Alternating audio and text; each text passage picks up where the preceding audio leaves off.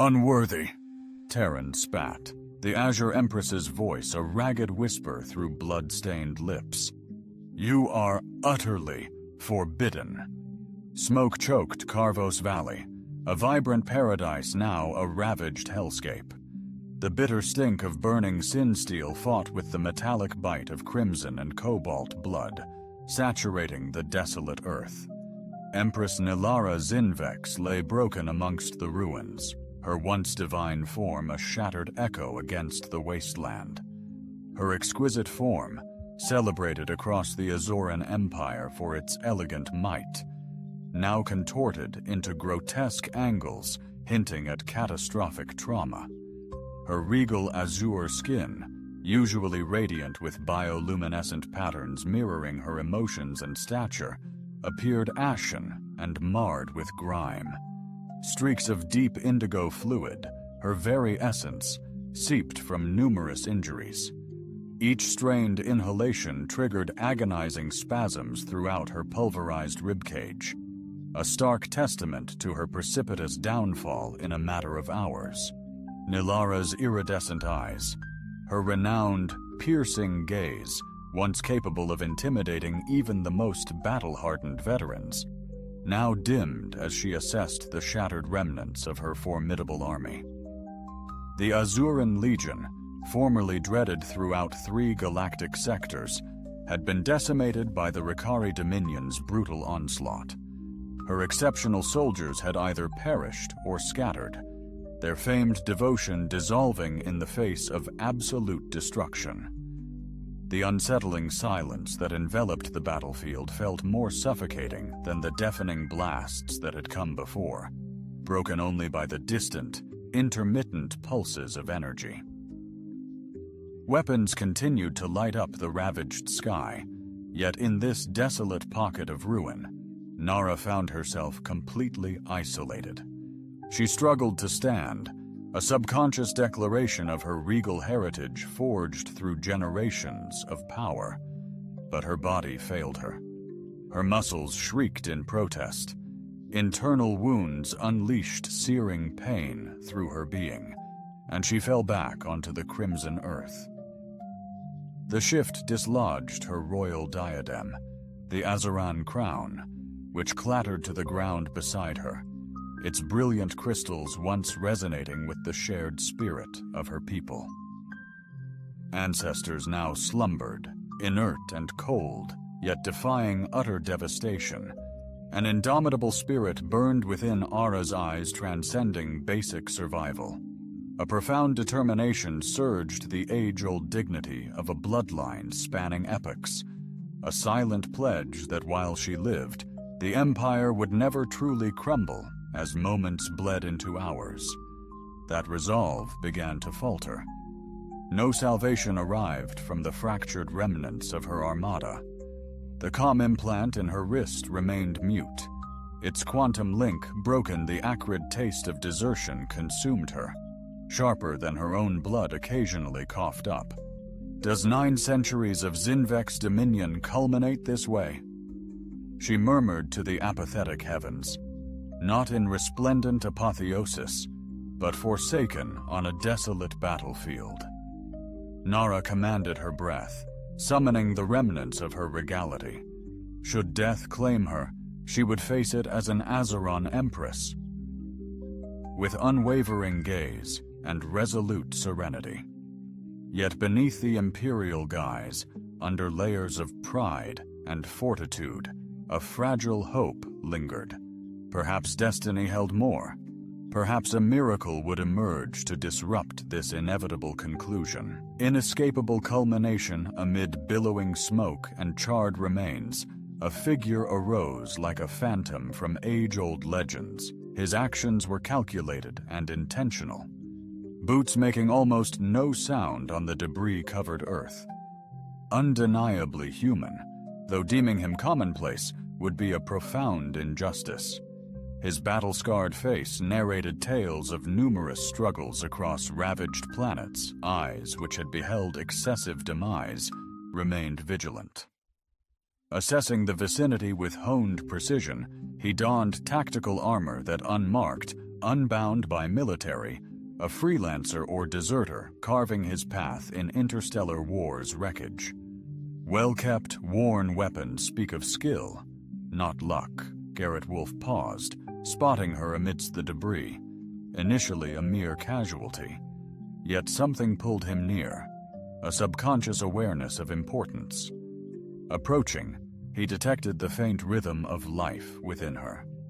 Chest, the subtle tremor of her slender fingers hinted at life, however faint. A closer look unveiled her otherworldly essence, the cerulean skin shimmering with ethereal designs, the graceful, elongated physique hinting at predatory agility and regal bearing, the refined face radiating both vulnerability and commanding presence. Most captivating were her opalescent eyes, shimmering spheres that, even veiled by suffering, possessed an ageless, potent aura. For a split second, Garrett paused, his battle-hardened instinct screaming caution. This wasn't his battle, and she wasn't. His act of kindness could potentially unleash problems he was ill-equipped to handle, or even dire consequences from the entity that afflicted her. Yet scrutinizing her further, he noticed her fingers subtly extending, an innate plea resembling a reach for solace. Something stirred within him, a profound connection with another soul battling insurmountable adversity. Having witnessed excessive mortality and engaged in countless acts of devastation, he pondered, could he, for once, opt for a divergent path? He knelt beside her. Garrett meticulously examined her ravaged form, his gaze honed by patching up countless battle scars, both personal and comrades. The devastation was severe, numerous gashes weeping a dark, ethereal ichor, limbs contorted at grotesque angles, hinting at shattering fractures, her chest rising erratically, a stark sign of pulmonary distress. "She desperately needs immediate care," he murmured, more of a self-reassurance as he reached for the field med kit strapped to his waist. "Do not lay a hand on me," she croaked unexpectedly, her voice a razor's edge, halting him in his tracks with both the tone and the words. "Resolve and power," her frail voice still projected. Terran Garrett paused, his hand suspended near her shoulder, his eyes locked onto hers, unwavering, neither cowed nor dissuaded.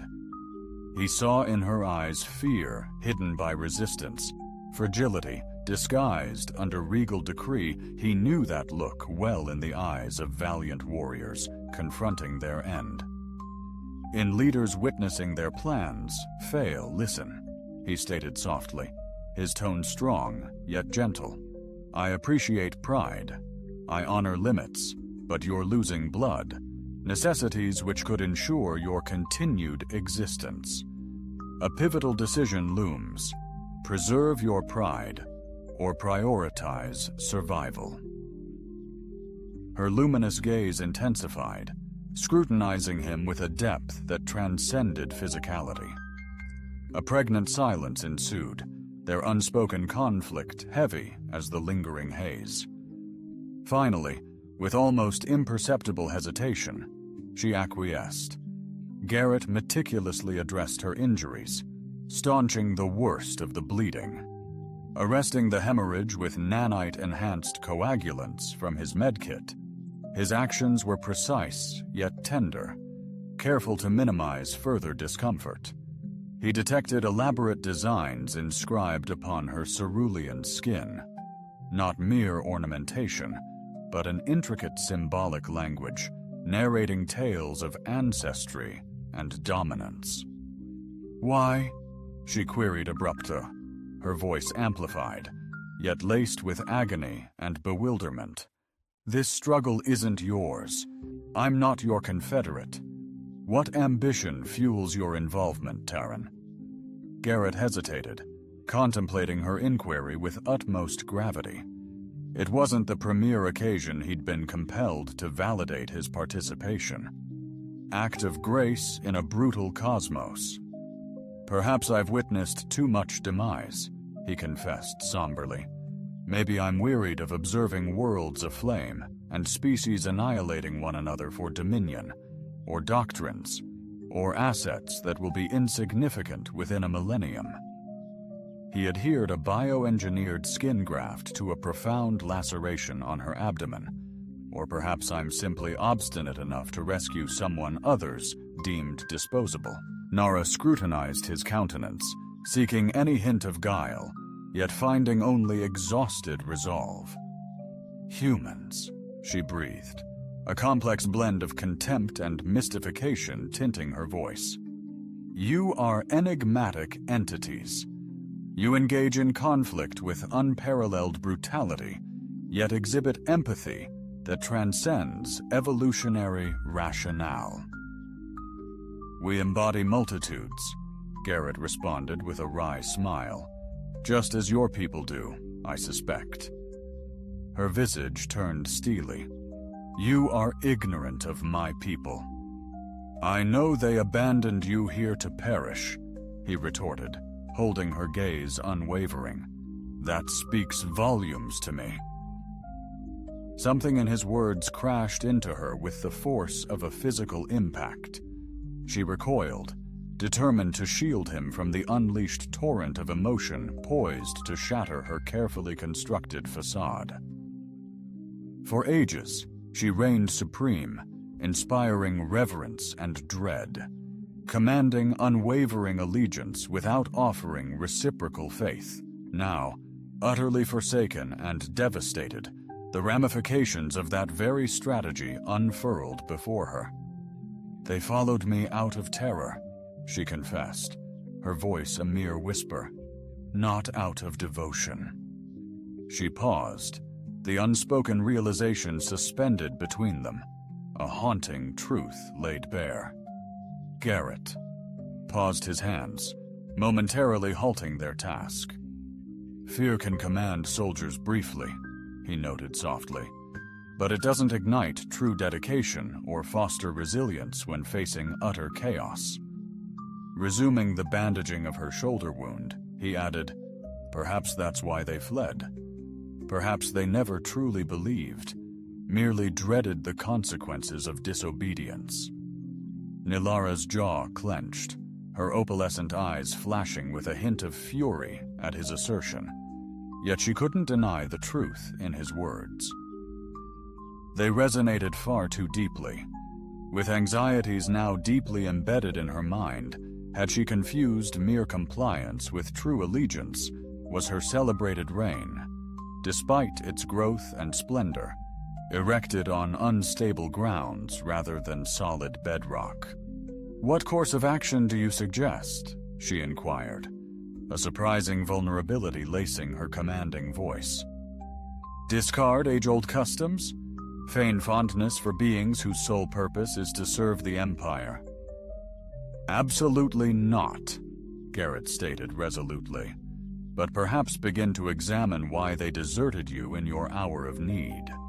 Cease placing blame, and instead consider what kind of leader motivates individuals to persevere and resist even in the face of apparent annihilation. Certain his candid critique resonated more profoundly than any bodily harm. For a heartbeat, neither uttered a word, the strain palpable thick enough to sever with a knife. Then, almost imperceptibly, Nilara conceded, not necessarily agreeing, but admitting his words contained a truth she needed to confront, as Garrett completed tending to her most severe wounds. A delicate bond commenced between them. Trust remained elusive, but reciprocal. Admiration had emerged, a fledgling connection bridging the immense chasm of species and fate. Ready to move? He inquired, assessing her braced limbs with practiced concern. Nilara strained to rise, biting back the agonizing pain. Her legs gave way instantly, a humbling realization washing over her. Not yet. She conceded reluctantly. Garrett nodded, swiftly assessing their dire straits. "Then I'll bear you," he declared. "We must locate refuge before dusk. This carnage will attract predators, both machine and beast." Before objection could form, he gingerly hoisted her up, conscious of her wounds. Nilara tensed at the touch. Eons of imperial decree shrieked against such intimacy from a lesser being. Yet survival trumped custom, and she relented, found herself begrudgingly accepting his aid. "My crown," she blurted, gesturing feebly toward the elaborate headdress, abandoned in the dust. "I simply can't abandon it." Garrett paused, then gingerly recovered the artifact, fastening it to his belt. "Pragmatism," he breathed. "Survival comes first, then the reclaiming of your crown, in every sense of the word." Leaving the ravaged battlefield behind, Nara confronted a future shrouded in ambiguity, a novel experience after centuries of dominance. Her once mighty empire teetered, her power diminished, yet a nascent potential stirred within her, an unforeseen consequence of improbable alliances. Their impending odyssey promised trials exceeding their wildest imaginings, as the ceaseless rain transmuted the already perilous terrain into a grueling obstacle course. Tenacious mud gripped Garrett's boots, acting as cumbersome anchors, each stride demanding exorbitant exertion while burdened. Empress Nara Zinvex he relentlessly pressed forward across the rain-swept landscape, his body racked with fatigue from the relentless ordeal. "You must abandon me," Nilara gasped, her voice a mere whisper against the torrential downpour, yet tinged with unwavering regal dignity. "This is inevitable." "Absolutely not," Garrett retorted, his jaw clenched, repositioning his hold as he deftly avoided a treacherous hidden cavity.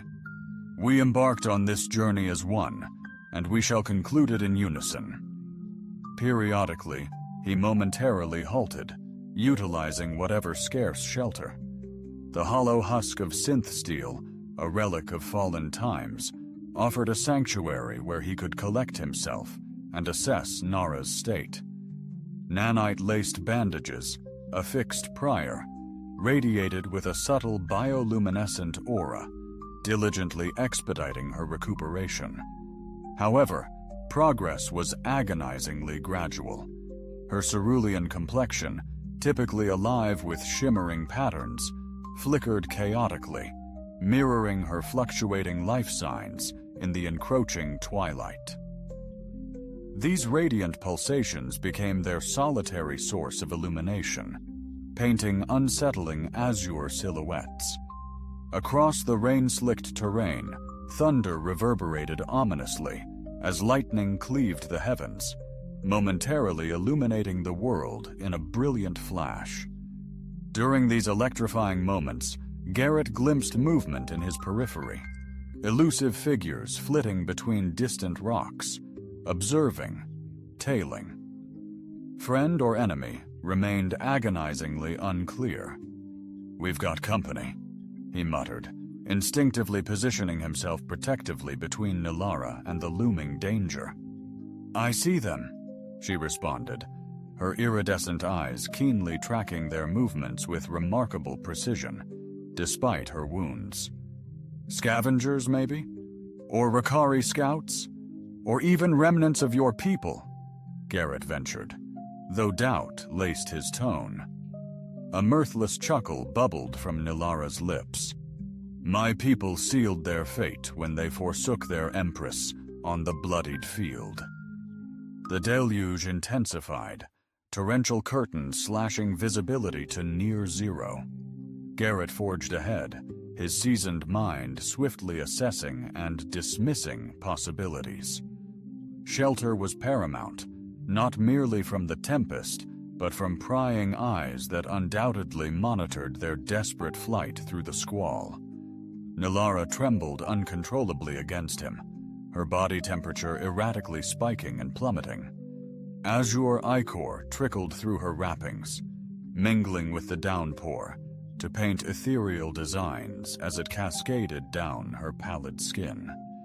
Each breath rattled, a Herculean effort against grievous wounds and utter depletion. "Hold fast, Empress," Garrett implored, his composure cracking with raw concern. "Anchor yourself to my voice." An ambiguous sound escaped her, perhaps agreement, perhaps scorn. Indiscernible, yet she visibly recovered, her gaze sharpening with revitalized resolve. "There," she breathed, feebly pointing towards a natural alcove etched into the slope, a network of caverns. "My people sought refuge there during the initial Ricari onslaught." Garrett veered off course without hesitation, homing in on the indicated point. The cave mouth was cleverly masked, cloaked in indigenous flora, resilient to this unforgiving landscape. Within, the air was refreshingly cool and arid, silencing the downpour. Receding into a faint echo, utilizing the tactical wristband's luminescence, Garrett scrutinized their refuge. The cavern delved further than perceived, diverging into several chambers. Timeless inscriptions embellished the stone, intentional glyphs mirroring those inscribed upon Nara's epidermis. "Your ancestors frequented this place," he remarked, carefully positioning her upon a level area. Nara's eyes followed the carvings, dawning realization illuminating her countenance. This served as a stronghold during the ancient conflicts. Ages before the Azeran houses united, her tone echoed with eerie respect and sorrow. "My ancestors sought sanctuary here when the Tri-Moon Convergence unleashed colossal tempests."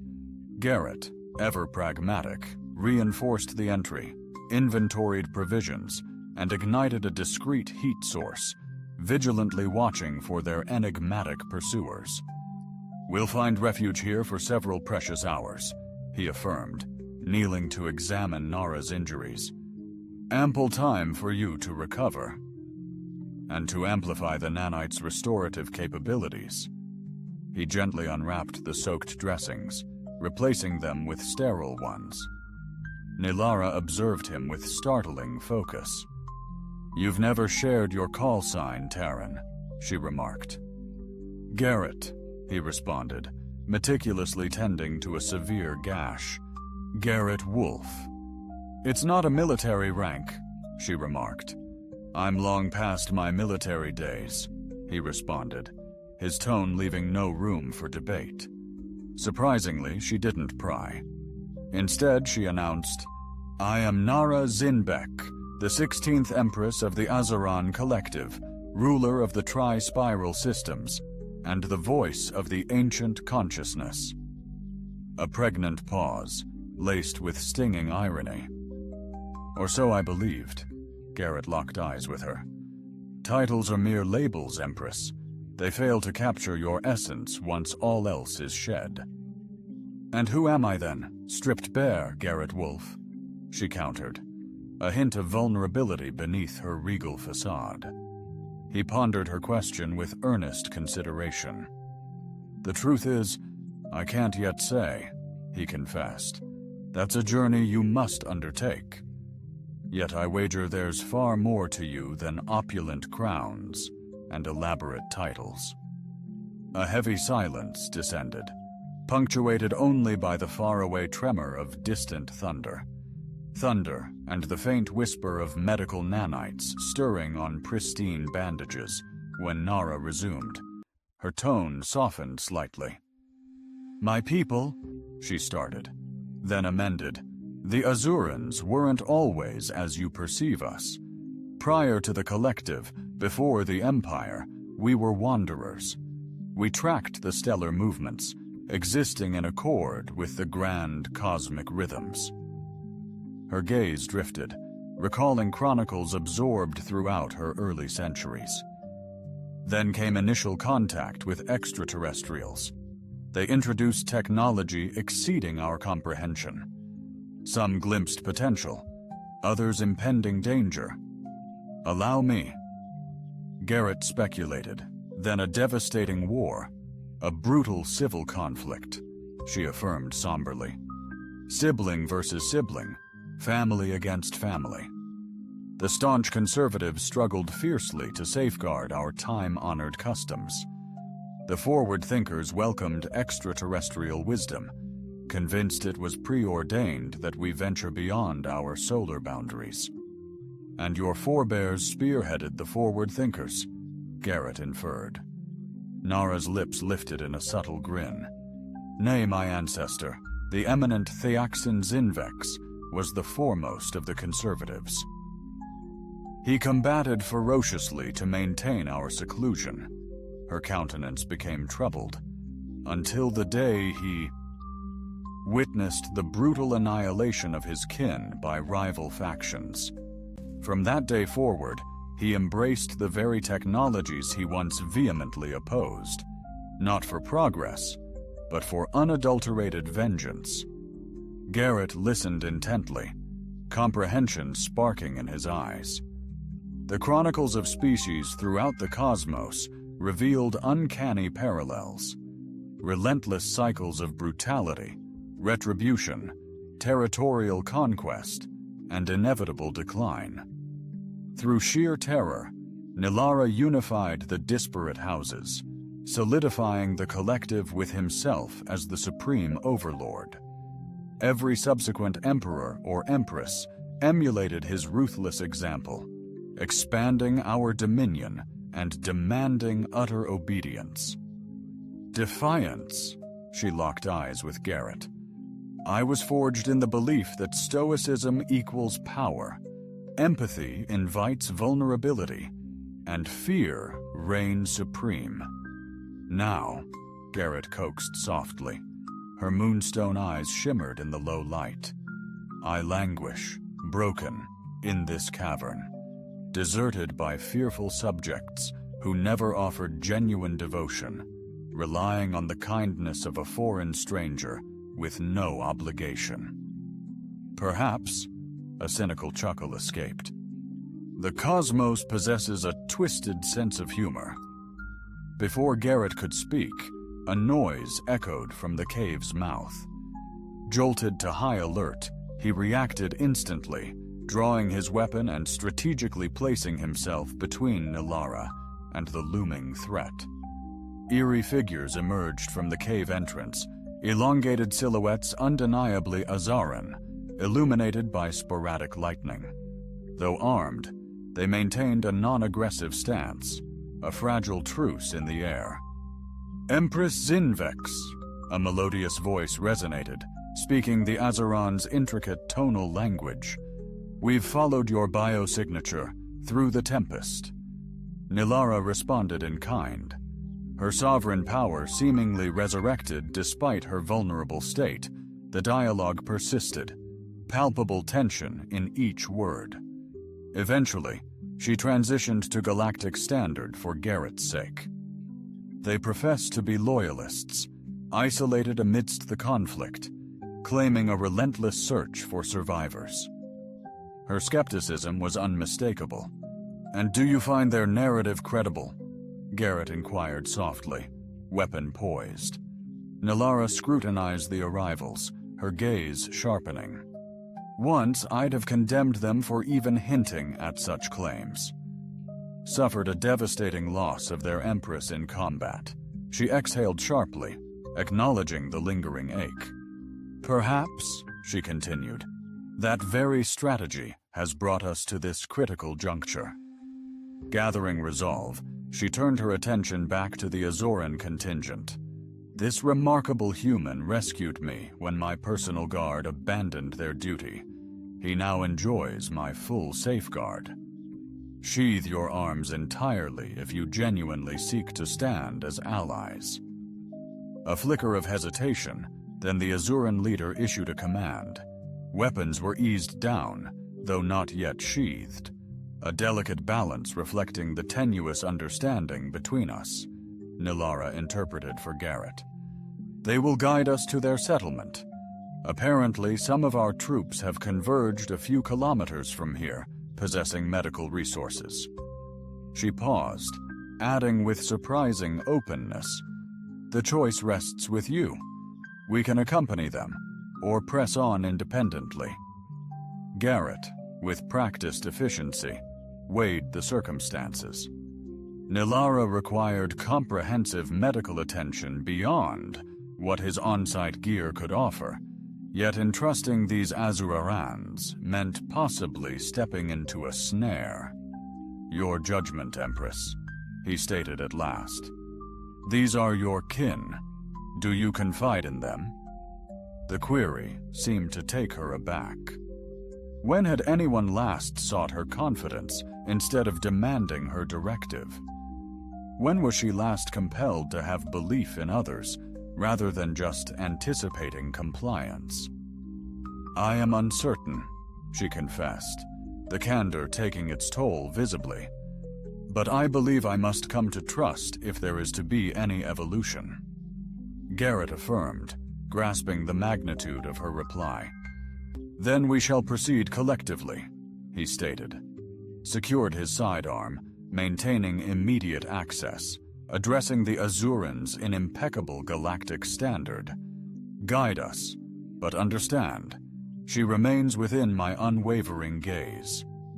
The lead Azuran subtly inclined his extended head in comprehension. Two others advanced with a makeshift stretcher constructed from recovered components. With deliberate precision, they transferred Nara, their contact respectful despite her diminished standing. As they readied to proceed, Garrett reclaimed the Azoran crown from its secure location, briefly contemplating its elaborate artistry. Crystalline and metallic components, artfully interwoven, appeared to harness light from unseen origins.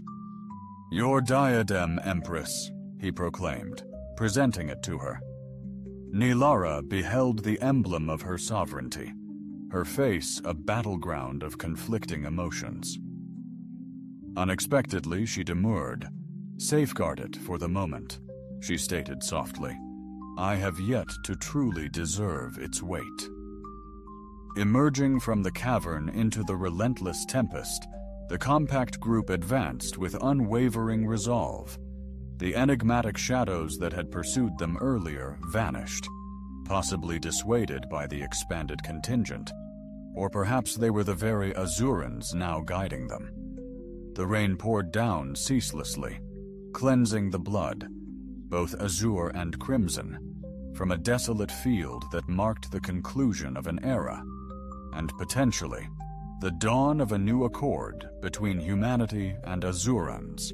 Between sovereign and subservient, fragile bonds were starting to solidify. Whether their fate was to fortify or fail hung in the balance. The Azuran encampment spread across a secluded valley, shielded from aerial detection by natural rock formations and advanced cloaking tech. What was once a full Imperial battalion had dwindled to roughly 200 survivors, a fraction of their initial force, yet exceeding Nara's expectations. As her group drew near, hushed whispers rippled through the assembled Azurans, many bowing instinctively at the sight of their centuries-old empress. The conditioning shattered against the extraordinary, others paralyzed, unsure how to respond to their formerly indomitable leader, now borne on a crude stretcher, reliant on others, even a human. The chief medical officer, a wizened Azuran, whose once vibrant azure skin had dulled to a faint cerulean with time, promptly assumed command of Nara's treatment. Garrett observed as they moved her to their infirmary, a network of connected modules crafted from repurposed warship components. "You ought to undergo an examination too," Nilara suggested before. Her voice shifted, now a decree, not a request. Garrett demurred. "I'll manage. Prioritize recovery." He paused, adding softly, "I won't stray far." A fleeting vulnerability flashed in her pearlescent eyes, perhaps the dread of abandonment, echoing past betrayals. Then, her regal composure returned, and she simply acknowledged him before the medics escorted her inside. Now alone, Garrett felt the intense Azoran gaze upon him. A measured distance, yet their wary stares spoke volumes. He was an enigma, a human amidst their ranks, inexplicably linked to their empress. A towering Azoran warrior advanced, his ornate armor denoting high command. Unlike his kin's lithe movements, his gait was rigid, favoring his right side, a testament to recent trauma.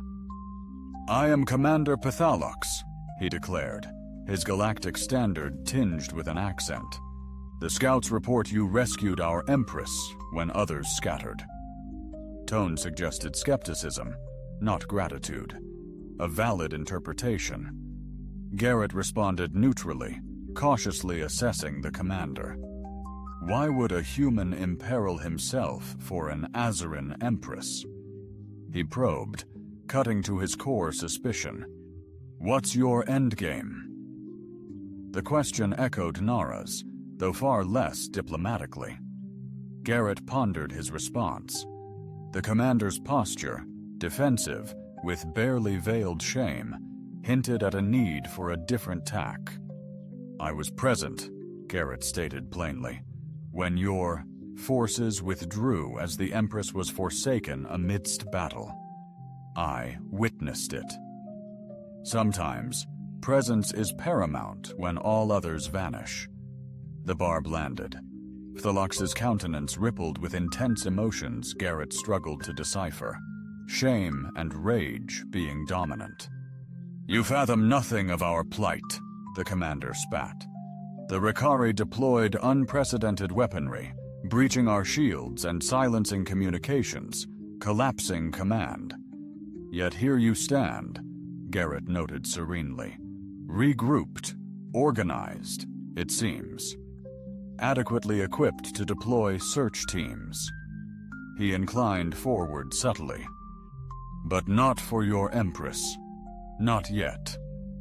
Phthalox's hand instinctively gravitated to his ceremonial blade, fingers briefly clenched around the hilt as a palpable sense of potential conflict simmered between them, a hair's breadth from exploding into action. "Commander Phthalox," a harmonious voice interjected. Both men pivoted to face the aged Azoran healer who had been tending to Nara. "The Empress requests the humans' immediate audience." The heavy atmosphere instantly diffused, morphing into a more intricate sentiment. Phthalox hesitated slightly. Nevertheless, his menacing stare hinted their discussion remained unresolved within the medical pod.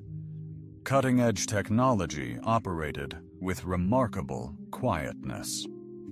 Nilara rested upon an innovative diagnostic bed encircled by holographic interfaces displaying her physiological metrics. Her state had markedly ameliorated, the nanite therapies Garrett administered having sufficiently fortified her, enabling the Azoran healers to initiate superior interventions. "Depart," she decreed to the medical personnel, who swiftly obeyed, exiting the pod with practiced proficiency, leaving them isolated. Nilara's commanding expression eased infinitesimally. "I'm informed your on-site interventions were pivotal in saving my life," she stated. "The nanite composition you employed proved remarkably efficacious on Azoran biology." Garrett shifted, uneasy with the unspoken debt. "Fortuitous happenstance," he demurred. "Those nanites are engineered for broad biological compatibility." "Perhaps," she conceded. "Or perhaps destiny weaves patterns beyond our comprehension." She indicated a nearby seating area. "Commander Thalok, along with my surviving officers, are profoundly impressed by your actions. Seems exceptionally invigorated by your presence." A subtle smile curved Garrett's lips, We experienced a divergence in opinion regarding battlefield strategy, I gather. Nilara's expression intensified gravely. He was my most steadfast commander, or so I perceived. Yet even he withdrew when the Vicari unleashed their quantum disruptors. She hesitated, scrutinizing Garrett with unnerving focus. You articulated the importance of trust earlier, of fostering inspiration over trepidation. I have been deeply contemplating your perspectives. Garrett maintained composure, realizing she needed space to process her contemplations autonomously. For centuries, as I was trained, I governed with an iron fist, demanding unwavering obedience and harshly punishing failure, seeing compassion as a detriment. Her shimmering eyes glazed over, lost in thought. It appeared effective as the Azoran collective flourished, and our adversaries quaked at the mere whisper of our armada. A sardonic smile played on her lips, yet when genuine hardship struck, all that terror, all that professed allegiance, dissipated like the morning fog. Fear drives people to endure, Garrett stated calmly, but not to truly sacrifice. Indeed, Nilara acknowledged softly, I am beginning to grasp the nuance. She stirred, slightly wincing as her mending wounds voiced their discomfort with the motion. She stated, My senior officers are convening to assess our predicament. The Ricari presume me deceased, affording us a fleeting yet crucial advantage. I require your presence at this council. Garrett's blink betrayed genuine surprise at the invitation. Empress, I lack the military rank. I'm not one of your officers and possess no standing here. Precisely, she retorted, a flicker of her former imperial command returning. You bear no allegiance to our hierarchy, no position to safeguard, no reputation to uphold. You will articulate unvarnished truths where others might waver. Her gaze locked with his, unwavering. Regard it as recompense for preserving my life. Should you crave inspiration, Garrett discovered refusal challenging. When assembles this council? Upon my arrival, she responded, amusement subtly dancing. With resolute exertion, she initiated her ascent from the diagnostic platform. Garrett advanced to aid, yet a piercing gaze halted him. This undeniably was a personal imperative, a restoration of grace and fortitude preceding her officer's audience. Her actions, though marked by suffering, pulsed with resolve as she donned the ceremonial garments meticulously arranged, distinct from her usual wear. Gone were the elaborate garments. This was streamlined and practical, a commander's attire, not imperial opulence. She forewent Azarin's crown, a choice Garrett observed keenly. Together they proceeded to the command hub, Nara maintaining a measured stride that masked the severity of her enduring wounds. Azuran warriors they encountered bowed low, their faces a mix of reverence, apprehension, and thinly veiled animosity. The command center occupied the most spacious salvage pod, hosting a dozen high-ranking officers. Officers clustered around a holographic display, showcasing crucial tactical intelligence of the adjacent sectors. The room hushed as Nilara arrived, attention snapping toward her, and then shifting with palpable distrust towards Garrett. Supreme Commander Thalox offered a rigid bow. We anticipated your presence later, given your recent convalescence. Distinctly, Nilara retorted, seizing her place at the tactical nexus. Yet here I am, the sovereign of Azeron, doesn't entrust critical matters when her people's destiny is at stake. The discreet accentuation on her sustained, the weight of command was palpable. A charged silence descended as she scrutinized the assembled officers, her gaze lingering, etching their reactions into her mind. "Summarize," she decreed. For the ensuing hour, Garrett absorbed the dire report, the devastating rout at Karvash Valley, the fragmented remnants of their forces, dwindling supplies, and the relentless Ricari advance, systematically claiming territory. Their operational core is a centralized command hub, the sharp intelligence officer elucidated. "Patterned skin. Our scouts pinpointed it," he stated, gesturing to a fortress etched on the holographic display. "It orchestrates all Ricari operations within this sector." Nilara inquired, "Defenses?" The officer responded gravely, "Formidable. Redundant perimeter layers, automated defense networks, approximately 500 troops against our mere 200 battle-worn warriors." Phthalox interjected, his voice laced with bitterness. "A death wish." Empress Nalara's composure remained unbroken. "Nevertheless, we must cripple this central command, or resign ourselves to utter annihilation." Her eyes scanned the room. "Commanders, after your proposals, a fiery debate erupted, showcasing ever more audacious plans. Some championed a strategy of covert resurgence, patiently amassing power. Others envisioned forging alliances with species bearing grudges against the Vicari.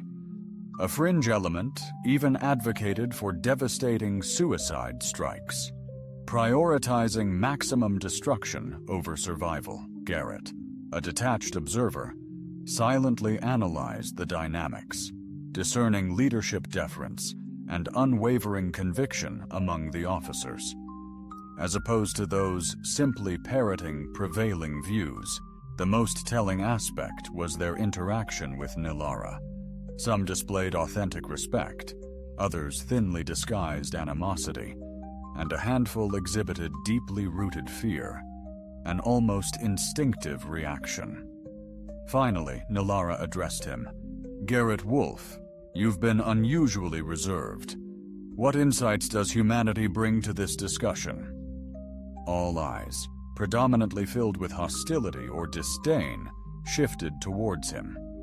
Garrett, maintaining his composure, met their gazes. "You're trapped in an imperial mindset," he declared directly, "acting upon outdated assumptions." The officers murmured their displeasure, a wave of outrage washing over them. Then Fall advanced, his stance becoming more assertive. "And are we to forsake our humanity, discard generations of established military strategy based solely on your suggestion, especially when said strategy has clearly contributed to your present predicament?" "Affirmative." Garrett approached the holographic display, requesting permission to interact with it. After a pause, Nara conceded with a nod. Garrett reconfigured the display, amplifying the detail of the surrounding landscape. "You're framing this as a typical military engagement, pitting your reduced forces against a vastly superior enemy. That's a guaranteed route to defeat." He accentuated salient landscape features, emphasizing that they were no longer an army, but rather survivors, demanding a paradigm shift in tactics. Over the ensuing minutes, he delineated an innovative approach, fundamentally challenging conventional Azeron military doctrine. Eschewing direct engagement, he advocated for meticulously orchestrated, decentralized strikes using compact teams. Instead of consolidating forces, he proposed strategic dispersion to project an image of a more substantial, ubiquitous insurgency. "The Vicari are under the illusion of victory," he concluded. "Weaponize their triumph, sow seeds of doubt, fabricate ambiguity, a haunting sense of battling phantoms, not a tangible foe, guerrilla warfare. Nilara's insight astounded him, her grasp of the term unorthodox for Azeran combat insightful. That's precisely why it might succeed, Garrett countered. The Ricari are well versed in conventional strategies, anticipated and countered. This, they won't foresee it. It's dishonorable, a veteran officer retorted, his facial patterns radiating disapproval. Disapproval won't resonate if oblivion claims us, Garrett retorted sharply. A heavy silence ensued, broken at last by Nara. Humanity's truths sting, she stated, her tone unwavering. Our dominion teeters on the precipice of destruction. Traditional tactics crumbled at Karvash Valley. Perhaps innovative strategies will triumph where convention faltered. She indicated the tactical display. Commander Thalak, deploy your elite scouts for reconnaissance of these zones. Intelligence officer, invigorate morale. Evaluate our arsenal and gear to ascertain their suitability for these novel strategies. Her eyes scanned the chamber. We'll proceed with this course of action. Dismissed. As the officers departed, many shot Garrett skeptical looks. Nar lingered by the tactical display, engrossed. Once alone, she remarked, still focused on the display, "You've overturned generations of Azoran military dogma in one council meeting." A trace of sardonic mirth laced her voice. Not since the Third Dynasty has our combat philosophy been so radically challenged. Garrett merely shrugged. Needs must. Times. Absolutely. She pivoted, meeting his gaze, her face inscrutable.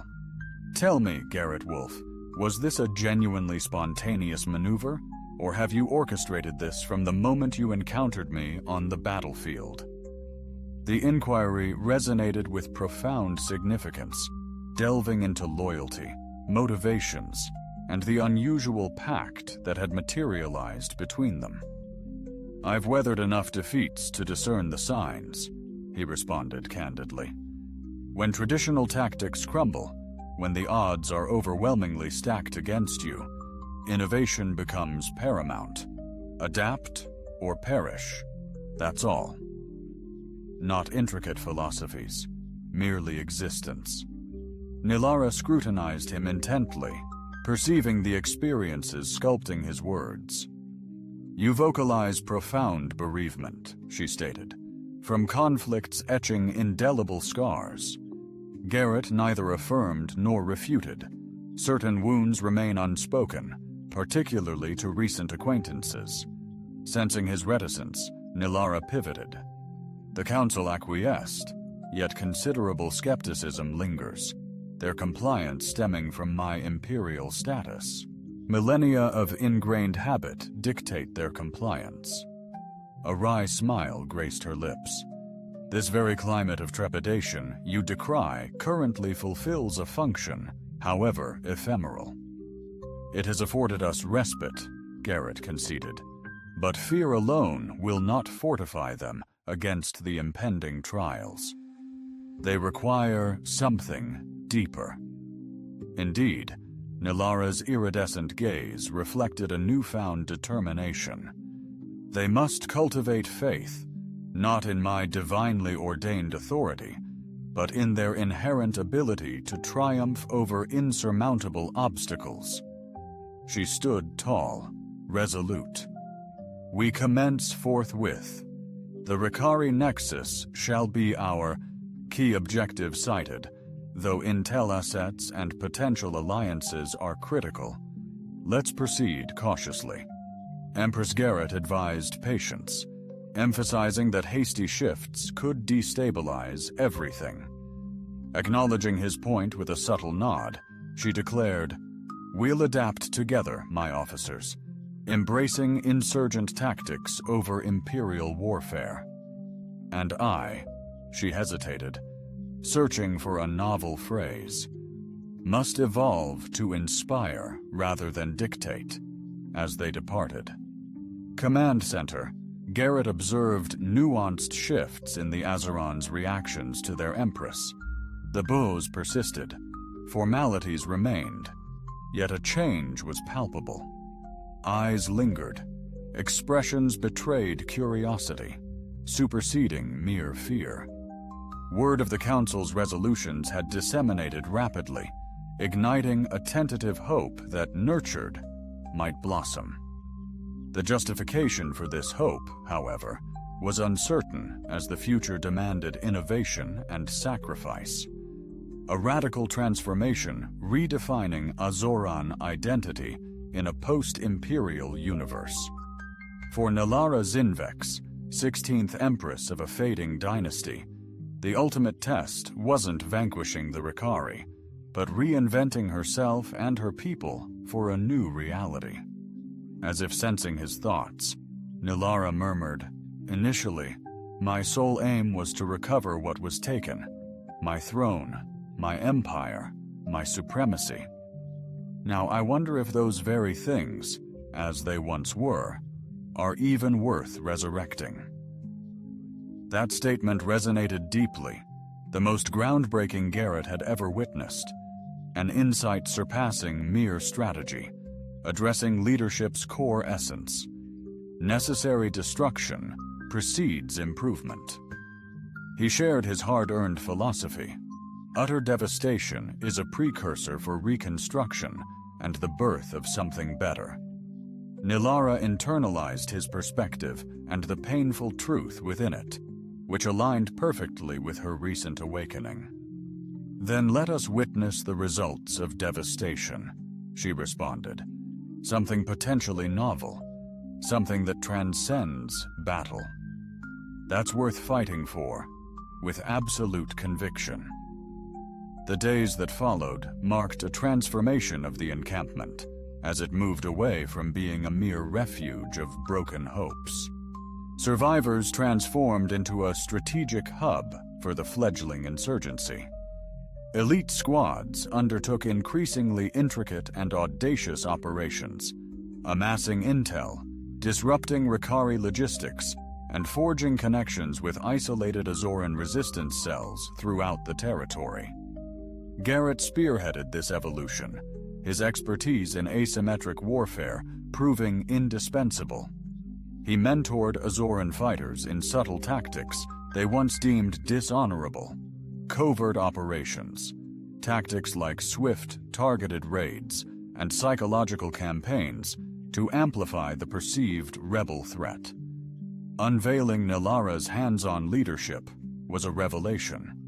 Eschewing distant command, she immersed herself in strategy, mastered combat skills with her troops, and joined a scouting mission to dissect Ricari behaviors.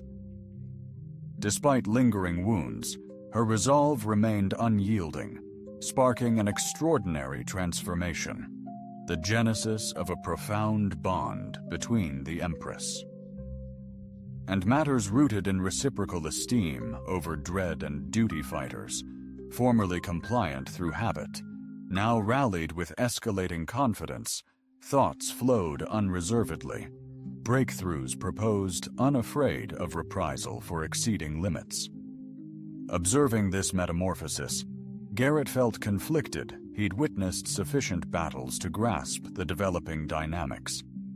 Alliances crystallized via collective adversity, the unfolding of authentic allegiance originating from honor, not force. He had previously known such ties, only to forfeit them to treachery, demise, or the relentless instruments of wars waged for.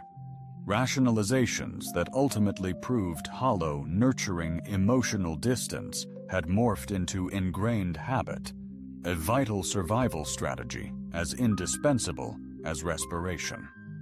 Nevertheless, something regarding this circumstance, regarding Nara's evolution and the reaction of her people, precluded total disengagement. One evening during a review of data collected from their recent operation, Nilara perceived his peculiar quietude. "Your mind is preoccupied." "Garrett Wolf," she remarked, employing his complete designation, as she frequently did, as though the convention ensured requisite separation. "Something's weighing on you." He contemplated evading the question, but chose cautious candor. "Advancement has surpassed my projections. Your forces have assimilated remarkably well." She pressed, her intuition honed during their shared experiences.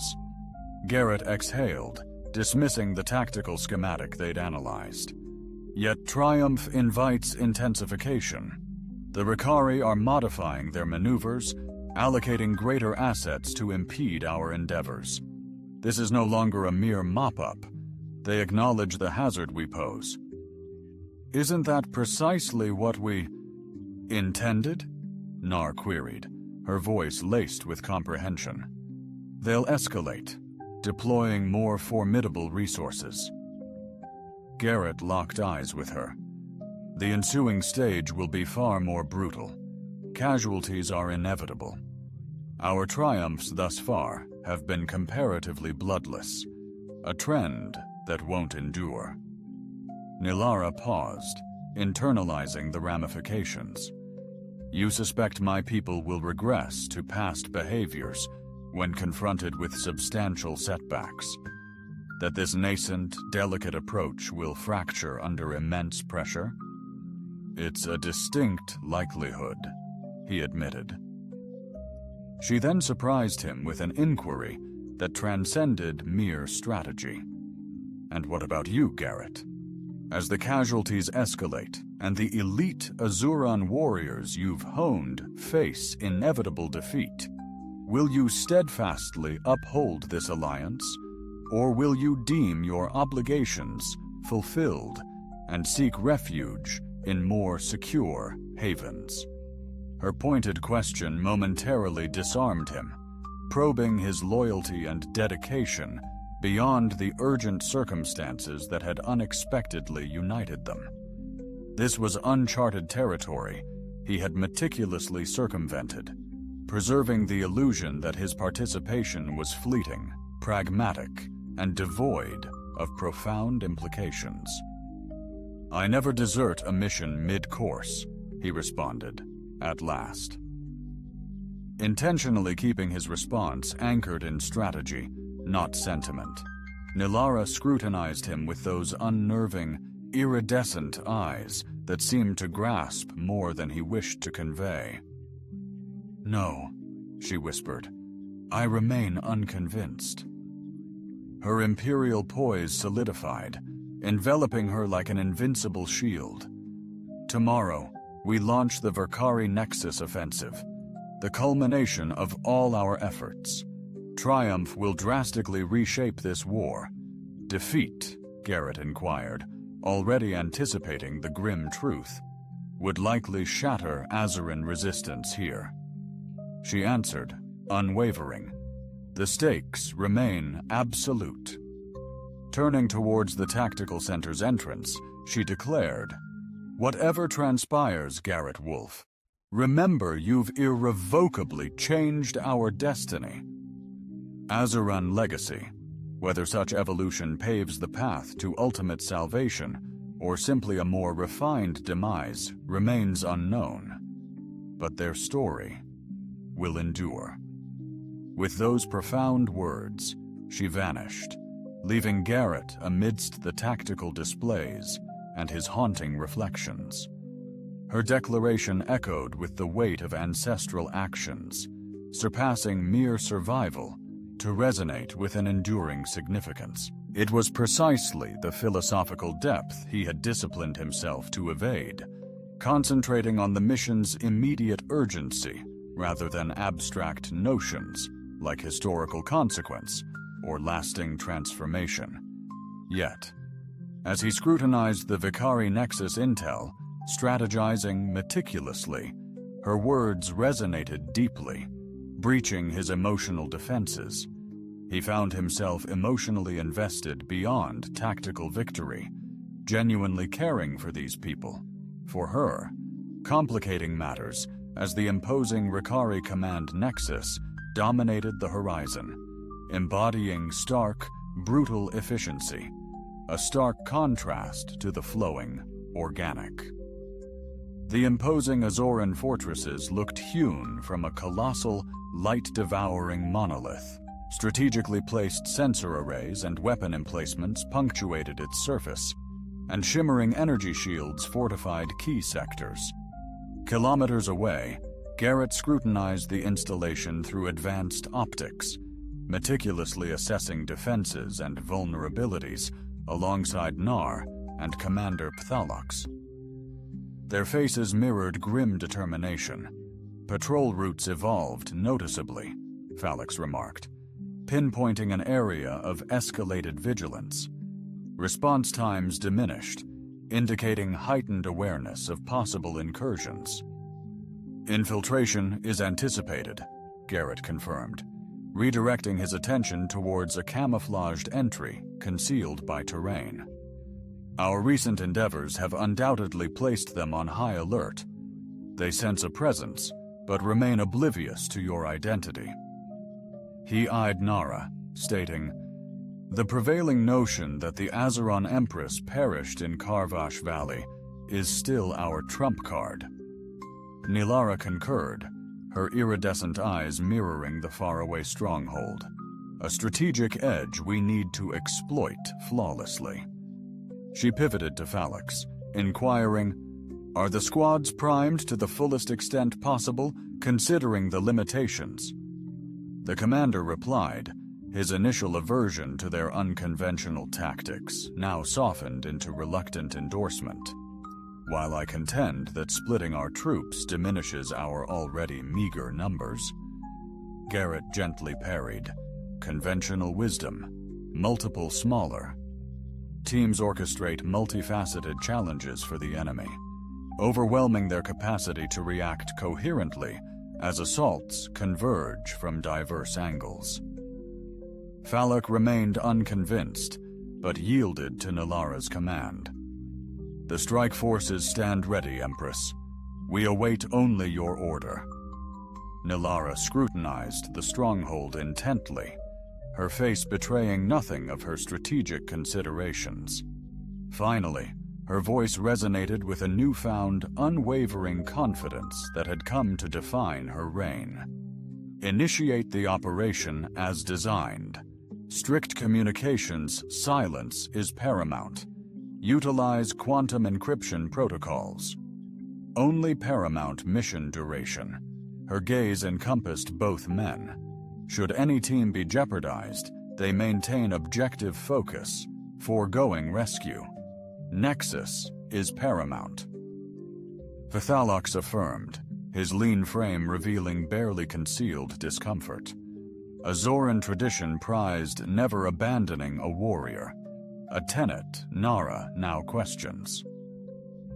As Pthalox delivered final directives, Nara addressed Garrett. "You will maintain the secondary command post," she affirmed, her tone leaving no room for debate. Garrett's brow furrowed. "My expertise lies with the primary infiltration unit," he insisted. "Precisely why you're essential for command," she responded calmly. "Your strategic insight outweighs your contribution to any single team." He scrutinized her expression, discerning her tactical reasoning but sensing a hidden agenda. "And if you're compromised?" Her slight softening confirmed his suspicion. The primary team's compromise meant someone knowledgeable and authoritative had to remain, a figure the warriors would rally behind, even if the Empress fell. Her unwavering gaze locked onto Garrett, stating, "They trust you, Garrett. Perhaps not universally, but sufficiently. That trust could be pivotal if adversity strikes." The implication hung heavy. She was assigning him as her failsafe, guaranteeing mission continuity regardless of her fate. Epitomized not only a shrewd calculation, but a powerful testament to their mutual faith, eclipsing their disparate origins. "I still detest it," he grumbled, acknowledging her rationale. A fleeting smile graced her countenance, Your sentiments are registered, Garrett Wolf. My edict remains steadfast. Before he could retort, Futhalox reappeared, flanked by the strike team leaders. Ultimate coordinates disseminated, timing aligned. Backup plans verified one final occasion. Throughout Nara, she radiated a composed assurance, a quality that defined her leadership during weeks of rigorous prep. No longer the aloof imperial figure, nor an overly casual ally, but a leader who inspired respect through demonstrated ability, not intimidation. As the meeting wrapped up, to their designated posts, Nilara subtly signaled Garrett to remain. Alone, she extracted a compact device from her harness, presenting it to him. "What's this?" he inquired. "Examining the softly glowing crystalline artifact," she inquired. "Is this a quantum-entangled communicator? It appears uniquely attuned to my neural signature. Should dire circumstances impede my direct contact, my ultimate thoughts and reflections will be relayed to this device." Garrett scrutinized the crystal, a sudden unease creeping in regarding its profound implications. "Nilaram," he uttered, possibly the first instance he'd addressed her by name alone, devoid of any honorifics or ceremony. The gravity of this wasn't missed by either of them. "Merely a safeguard," she reassured him, her voice gentler now. "One I highly doubt I'll require." He accepted the device with hesitation, carefully fastening it to his gear.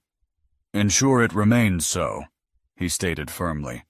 "I've invested far too much into preserving your life to witness you squander it on some self-sacrificing final act." Her countenance turned somber.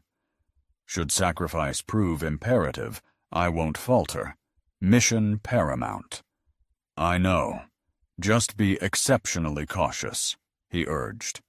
The words, insufficient, bore unacknowledged feelings, even to himself. A subtle nod, promise implicit. "Until Garrett Wolf is recovered."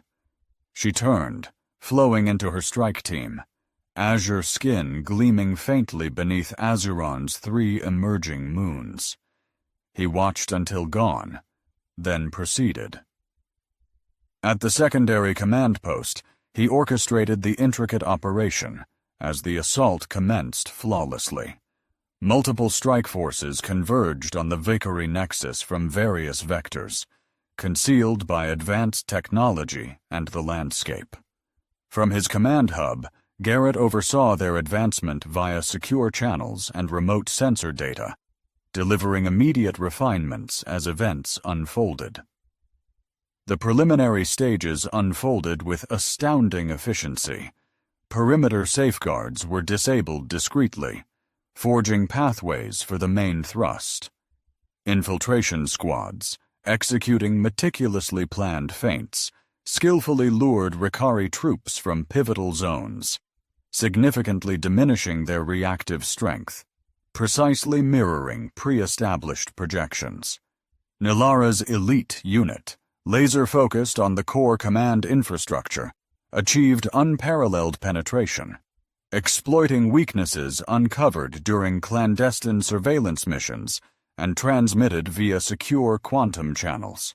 Her voice, a beacon of composure and determination, reported their advance. Primary objective visualized, resistance nominal, initiating terminal phase, Garrett confirmed. Intently monitoring the other team's activities, something felt amiss. The operation was unfolding a bit too seamlessly. The Vicari responses appeared overly predictable. Years forged in the crucible of combat had instilled in him a deep suspicion of effortless victories. All teams ramped up alert status. He broadcast a potential counter-ambush forming, awaiting confirmation signals returned from most teams. But Nilara's channel remained dark. Garrett scrutinized the sensor feeds, finding their signatures still present, but strangely static. Empress understood. Heightened. "Urgent. Status red, protocol lapse detected. Growing apprehension, Garrett received Phalix's warning, not Nilara's. Central security indicates anomalous activity, potential ambush. Before processing, Nexus alarms blared, containment engaged, fortress sections sealed. The infiltration teams are fractured, extraction routes compromised. All teams, mission scrubbed, Garrett commanded urgently. Fall back to alternate extraction points immediately. Personnel recovery supersedes mission objectives. Most teams confirmed, enacting emergency withdrawals. Nara's team remained radio silent. Garrett strained all sensors towards their last known location, desperately seeking any sign. The data was garbled. Erratic life signs, suggesting intense conflict, coupled with inconsistent energy signatures. With conventional Ricari armaments, he made an instantaneous choice, broadcasting to the remaining field commander. I'm advancing to bolster the lead squad. Uphold coordination of all other squads, withdrawal. Foregoing confirmation, he seized his combat equipment and sprinted from the command center, racing toward the stronghold. Procedure mandated retaining command presence, yet procedure hadn't foreseen Nilara's unit confronting the unidentified anomaly the sensors had flagged. As he neared the citadel, the scenario spiraled downward. Detonations reverberated. The northern quadrant erupted into pandemonium, a double-edged sword benefiting certain extraction squads while simultaneously hindering others. Through the comms, Garrett picked up fractured intel regarding unforeseen Ricari reinforcements.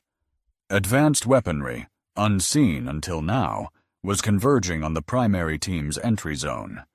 Garrett spotted evidence of a fierce clash. Azuran ichor smeared on the access panels, discarded gear, and scorch marks from exotic energy weapons. Sticking to their predetermined path, he ventured further into the stronghold, every fiber of his being on high alert. Suddenly, the quantum-linked communicator Nar had entrusted to him throbbed urgently. Feeling a sudden surge of heat against his chest, seeking brief respite. He pulled it away, the crystalline structure now blazed with intense light. Patterns danced across its surface, resembling Azuran script, before he could interpret the meaning. Movement ahead seized his attention. A figure stumbled around the bend. An Azuran warrior from Nara's team, gravely injured, but still pressing on. Garrett surged forward, catching the warrior before they crumpled. "The Empress!" the warrior wheezed, recognizing Garrett despite their agony. Ambushed, they knew we were coming. New weapon, where Garrett requested deploying emergency medical nanites from his kit, the warrior indicated faintly down the corridor. Main chamber, they desired her alive, knew her identity. This redefined the situation. If the Verkari had pinpointed Nara, if they had intentionally targeted her, instead of merely reacting to a breach. How many guards, Garrett inquired, already assessing possibilities? Numerous but new weapon is more devastating. The warrior's vitality was waning, despite the nanite's influence. Energy field corrupts our neural pathways. Torment, Garrett's jawline, tightened. Enhanced bio-targeted weaponry, exceeding anticipated preparation levels, indicated Azuran specific intelligence, research, and development aimed at neutralizing Nara.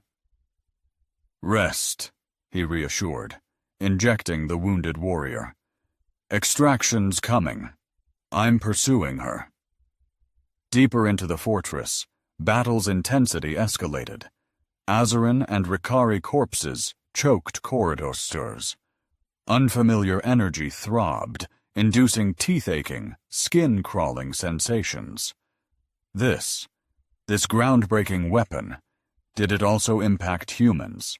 albeit less intensely than the Azurans. The quantum communicator throbbed, its luminescence amplifying as he neared what he believed was the Nexus. The Azoran inscription, swirling across its facade, solidified into a cyclical motif, a communique or caution, indecipherable to him. Suddenly, voices reverberated, the Ricari's coarse, guttural tongue pierced by a sound that froze his veins. Nilara's voice, usually poised and regal, now twisted into a heart-wrenching scream, shattered the silence. Disregarding caution, fueled by raw urgency, Garrett drew his weapons and sprinted toward the source. He paused briefly, peering through a slim panel to survey the chamber. A colossal central room, dominated by a raised platform where sinister technology throbbed ominously. Encircling it, a score of Ricari warriors. Their hulking figures clad in battle armor that mirrored the harsh, pulsating light. Suspended within a shimmering energy field at the platform's core was Nara, her vibrant azure skin now a deathly ashen blue. Graceful limbs twisted in agony as surges of potent energy engulfed her. Despite her evident anguish, her expression remained unwavering, her iridescent eyes blazing with animosity as she fixed her gaze on the Vicari commander standing before her. "Your rebellion terminates now, Empress Zinvex," the commander proclaimed, his voice amplified by a mechanical device at his throat. "Your capture will shatter the morale of the remaining Azuran resistance. They will yield when they discover their sovereign pleading for leniency." "I do not plead," Nilara retorted, each syllable extracted with immense difficulty. "My people shall never yield to such brutal oppressors and plunderers." The Ricari commander scoffed, a grating noise like rocks colliding. "Eloquent defiance from one who utterly failed her realm. Your people deserted you before. They shall again." He indicated a control panel, the energy field amplifying, eliciting another pained cry from Nara. Garrett, witnessing her struggle, realized subtlety was futile. Decisive action was imperative, despite the unfavorable prospects. Swiftly, he analyzed the chamber's weaknesses, the power conduits. Structural supports aided the Ricari soldiers' placement. The quantum communicator pressed against his chest had become searingly hot, its luminescence piercing his gear. Extracting it, he recognized the Azuran script's ominous pattern, a detonation sequence, eerily familiar from Nara's tactical readouts. A chilling realization dawned. The communicator wasn't merely for contact. It was a quantum-linked disruptor, primed to unleash a precise energy surge against the Vicari's torture of Nilara. Anticipating this contingency, he'd meticulously prepared. Activating the sequence would unleash a localized quantum anomaly, probably neutralizing the energy field. However, he realized somberly, it would also severely harm anyone nearby, including Nara. A weapon and ultimate recourse, a defiant final act if capture proved unavoidable. Garrett resolved, calibrating the communicator for maximum disruptive capacity, minimizing explosive impact, forging a new path. Employing a shrewd tactic, he retrieved a specialized sonic disruptor, engineered to overload delicate auditory systems. Precisely calibrating it to exploit the Ricari's distinct vulnerabilities, he expertly launched the quantum communicator through the access panel, targeting the primary power conduit fueling Nara's energy field.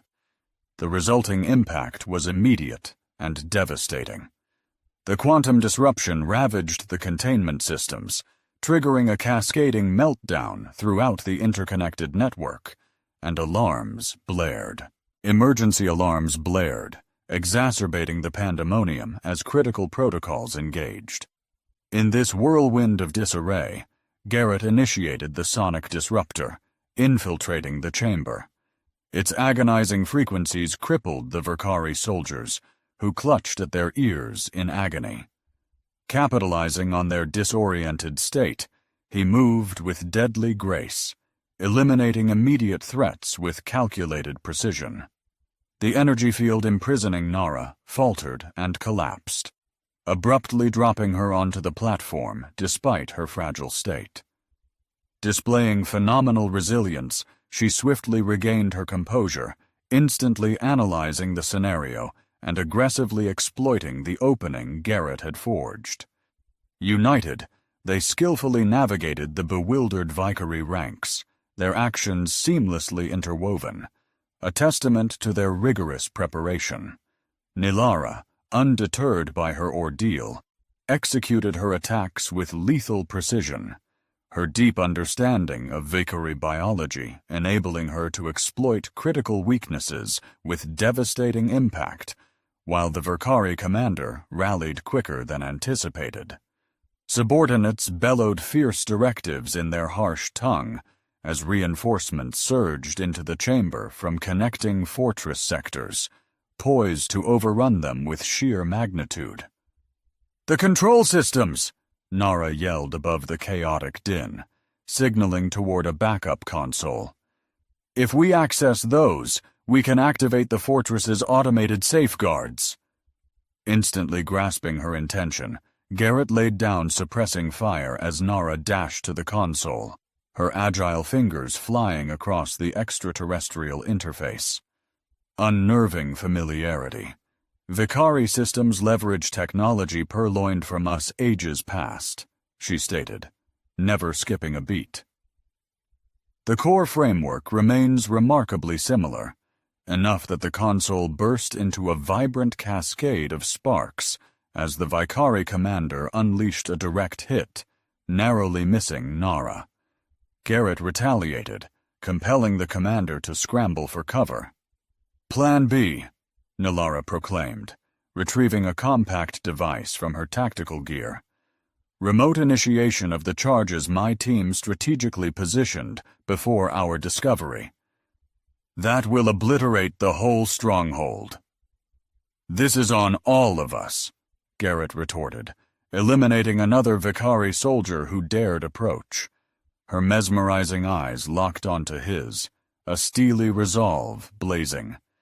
"Got a superior plan." Silence. Their escape window was shrinking as Vicari forces swarmed. Mission priorities shifted. Pure survival. Preventing the enemy from claiming the tech and intel. "Execute it," he affirmed, charting their chaotic exit. Nilara engaged the device. The strategically placed explosives detonated in unison, precisely targeting vital structural supports and power grids. The impact was swift and catastrophic. Sections of the fortress crumbled, power surged erratically, and automated systems triggered emergency protocols, further hindering the Vicari's response. Exploiting the resulting chaos, Garrett and Nara battled towards a predetermined emergency escape route. The path was perilous, obstructed by wreckage and fiercely defended by increasingly frantic Vicari soldiers, but their combined might propelled them forward. Ultimately, resolve triumphed, shattering every barrier as they approached freedom. A climactic trial loomed. The Verkari commander, strategically intercepting their path, an immovable bulwark, distinct from his frantic troops, he exhibited chilling composure. His colossal armored frame, dwarfing even the largest soldiers, exuded sheer might and fury. "Escape from Emperor Zinvex is impossible," he boomed, his translator lending his pronouncements a chilling, synthetic resonance, amplifying the threat. "Your defiance ceases here, along with your human accomplice, Nilara." Bolstered her regal presence, her imperial fortitude evident despite grievous wounds and utter fatigue. You prattle on about finality, Commander Renar, yet remain oblivious to your own. The Azeran Collective has weathered trials far exceeding your paltry threat. We shall persist long after your empire decays into oblivion. The utterance of his designation appeared to momentarily discombobulate the commander.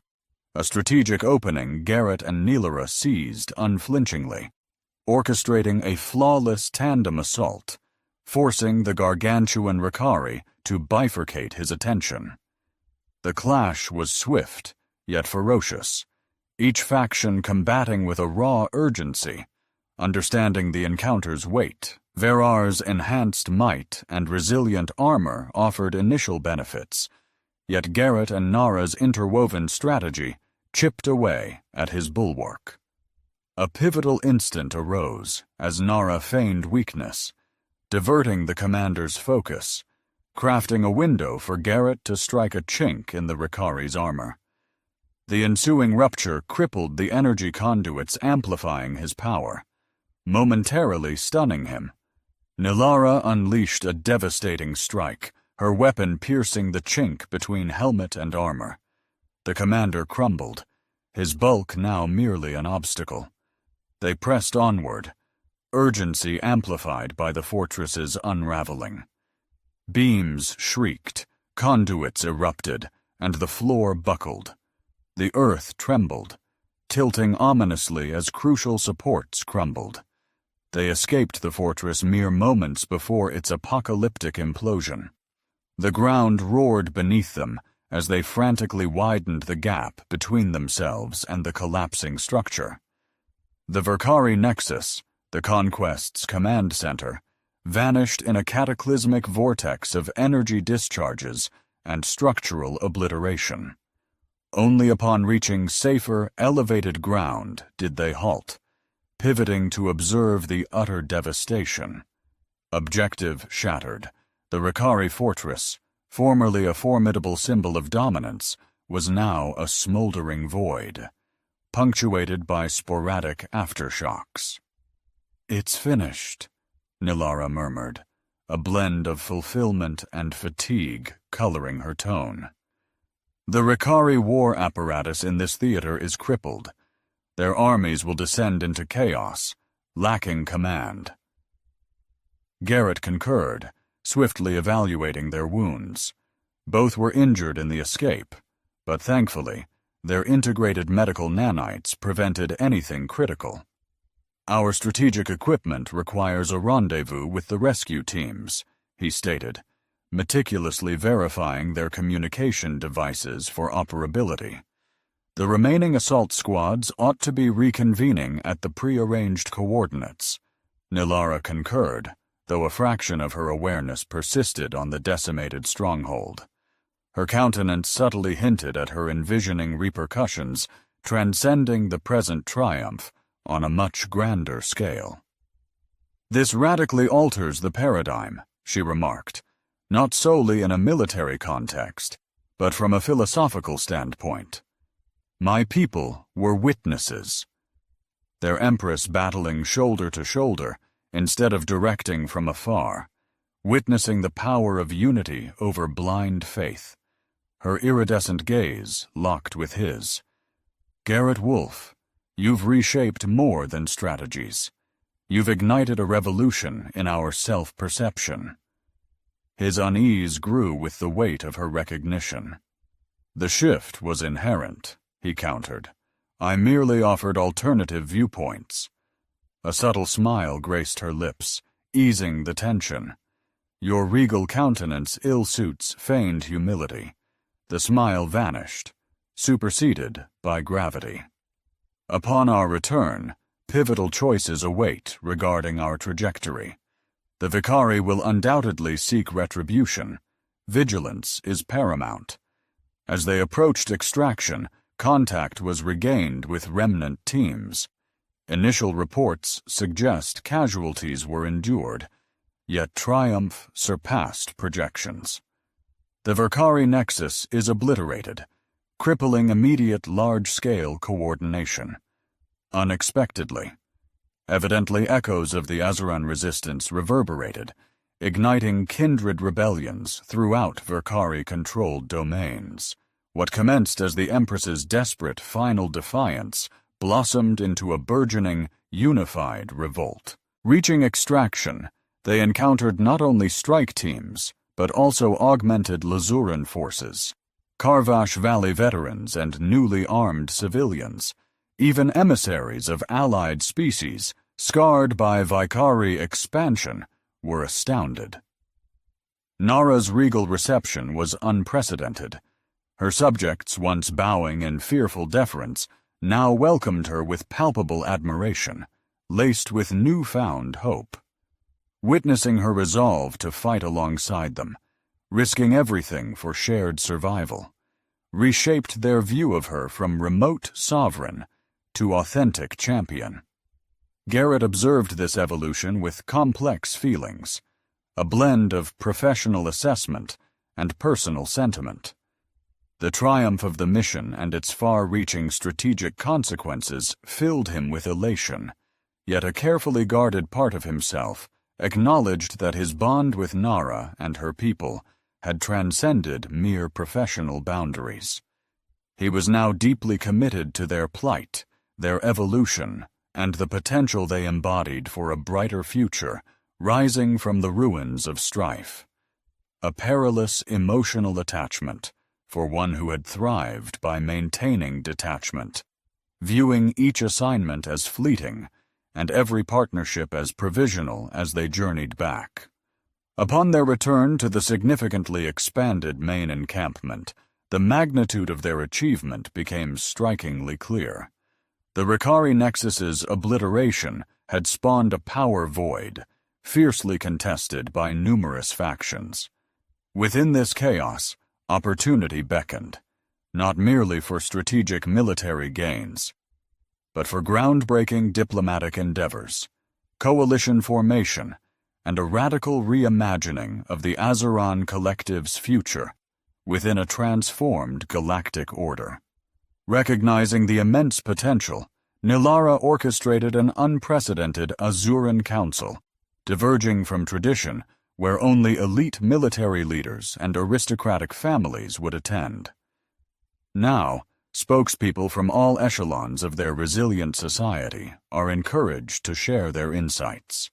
Representatives from every stratum, from veteran warriors to ordinary citizens, staunch traditionalists to ardent progressives, even valued allies outside Azura who've bolstered their fight, have been summoned to contribute. Garrett, unexpectedly, finds himself integrated into this pivotal council, honored with a seat at Nara's immediate right, a position sparking discomfort among some conservatives, yet emblematic of the innovative strategies she champions. Throughout these crucial dialogues, she actively solicits his unique perspective, cherishing his external viewpoint and his broad experience navigating conflicts across diverse interstellar landscapes. The Verkari once erroneously believed they had achieved total victory. As Nilara addressed the representatives in Karvash Valley, her voice resonated with both ancient authority and burgeoning respect. She declared, "They wrongly assumed the Azuran Collective would collapse with the Empress's demise and fleet's obliteration, her iridescent gaze encompassing the crowd. Instead, we've proven the Azuran spirit is impervious to conventional warfare. Our power doesn't stem from advanced technology or sheer numbers, but from our unparalleled adaptability, unwavering resilience, and our indomitable will." A unified vision sparked a wave of agreement throughout the gathering. It resonated most powerfully with veterans of the anti-Verkari guerrilla war. Even previous doubters, such as Commander Phthalox, conceded the validity of her insights. Pressing on, Nara declared, "We must amplify our hard-won wisdom. The old Azoran regime, built on fear and inflexible hierarchy, would have crumbled in this crisis.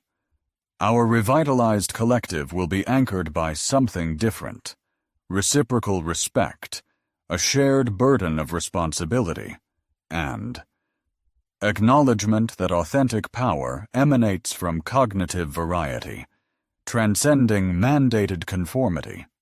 Certain elder Azorans perceived this as a monumental shift from age-old customs, sparking resistance and apprehension about forsaking the very strategies that had historically forged their dominion.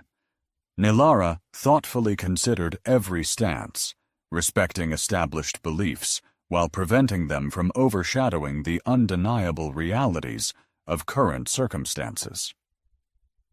Garrett predominantly maintained composure throughout the assembly, contributing insights solely upon request, acknowledging that this marked a watershed moment in Azoran culture, demanding a self-determined course. His role evolved from tactical advisor to a more subtle observer and occasional mentor, guiding their self-forged transformation. As the council adjourned its first meeting, setting the stage for ongoing resistance against the Rakari, Nilara sought a private audience with Garrett, leading them to a vista overlooking the burgeoning encampment, now less a camp, more a nascent city. "You were unusually reticent during the council. I couldn't help but notice," she remarked, her tone more inquisitive than critical. "It wasn't my prerogative to commandeer that discussion," he responded candidly. "What you're undertaking, radically transforming your civilization while concurrently battling for its very existence, that's a process your people must collectively architect." She scrutinized him with those piercing, iridescent eyes. "Nevertheless, your impact is profound. The strategies you pioneered, the insights you offered, have indelibly reshaped our trajectory, for richer or poorer." He conceded with a subtle shrug. "For the better," she asserted resolutely, albeit possibly at a price. Her gaze drifted towards the horizon, where the nascent dawn was beginning to bathe the land in light. The Azuran collective, as it has persisted for 9 centuries, is extinct. Its successor will be transformed, more resilient, more encompassing, and perhaps less tyrannical in its dealings with others. Some might perceive this as regression rather than evolutionary progress. Transformation inevitably encounters opposition, Garrett noted, particularly when it threatens deeply ingrained beliefs. Nilara turned, facing him squarely. "Which brings me to a rather sensitive subject: your ongoing involvement in our shared endeavor." Garrett had foreseen this discussion, though perhaps not immediately post-victory. With the immediate threat neutralized, the query of his continued association with the Azorans inevitably surfaced. "You're contemplating my departure, I presume?" "Surmised, the thought has indeed occurred," she conceded. "Your initial involvement was entirely circumstantial, a fortunate encounter amidst the chaos of battle. A spontaneous decision, no sworn allegiance formally ties you to our purpose." Beneath her composed demeanor, he sensed a deeper, more intimate concern, transcending mere strategic calculation, hinting at the bond forged between them during their shared ordeals. "What resolution would you desire?" he inquired, seeking her explicit stance before unveiling his own sentiments. Nilara straightened. Imperial grandeur flashed momentarily, then melted as she chose vulnerability. "I'd rather you stay," she stated plainly, "not just as a brilliant strategist, though your insights are indispensable, but as—" She paused, seeking the perfect phrase. "A collaborator in this grand evolution. Few grasp, as we do, both our origins and our potential destiny." The word collaborator resonated with undertones, hinting at a bond transcending mere professionalism. Parameters into something intricate and impactful. Garrett weighed her words deliberately. The seasoned soldier in him understood the Azeran conflict remained volatile. The Verkari would rebound, would refine their tactics, would crave retribution for their Nexus's annihilation from a purely strategic vantage. The upcoming obstacles would be captivating, the chances to innovate guerrilla warfare against a stronger traditional army. Persuasive, but his choice wasn't solely tactical. "I'll remain," he said eventually, "at least until we've confronted the inevitable Rikari counteroffensive. Beyond that," he deliberately left the future undefined. "One crucial battle at a time, Empress." A momentary flicker of relief graced her expression before her composure swiftly returned. "A prudent approach," she concurred, adding, "and when we're in private, Nilara will be sufficient."